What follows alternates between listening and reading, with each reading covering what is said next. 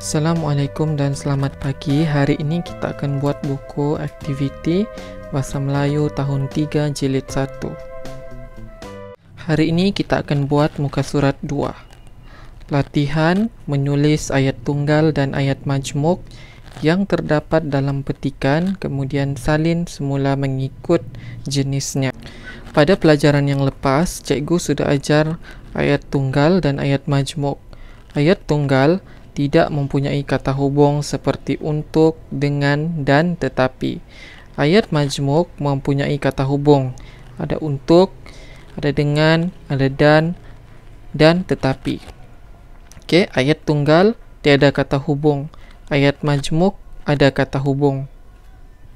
Kita lihat ayat yang pertama dan kita akan kenal pasti sama ada ayat ini ayat tunggal atau ayat majmuk, kemudian kita akan tulis. Okey, pertama, bagi Puan Sakina, sarapan yang berkhasiat sangat penting untuk keluarganya. Okey, ini ayat yang pertama.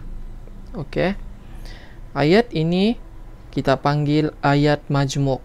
Okey, sebab dia ada kata hubung iaitu untuk. Okey. Jadi ini contoh kata hubung. Untuk, dengan, dan tetapi. Dan ayat ini ada untuk, maka ayat ini kita panggil sebagai ayat majmuk. Jadi ini ialah contoh jawapan yang cikgu sudah tulis, yang cikgu ambil dari sini. Bagi Puan Sakina, sarapan yang berkhasiat sangat penting untuk keluarganya. Kalau tidak cukup ruang, tulis di atasnya. Okey. Sekarang kita tengok ayat yang kedua. Okey, ini ayat kedua. Dari sini sampai sini ada titik. Beliau membuat lempeng kelapa. Okey, ayat ini ada kata hubung, ada untuk, ada dengan, ada dan, ada tetapi. Tiada kan? Okey.